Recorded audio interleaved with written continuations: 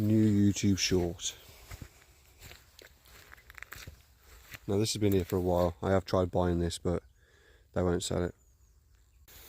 You can clearly see she's been sat here for a good long while. It annoys me because this is a really cool car. Twin exhaust, I'm sure she's turbo.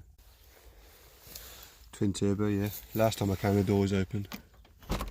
Oh, she's still open. And she's even more rotten. Unreal. Steering wheel is awesome in this. It's a shame she's left to rot. Beautiful leather bucket seats. I mean, it's stunning, stunning twin turbo GTO.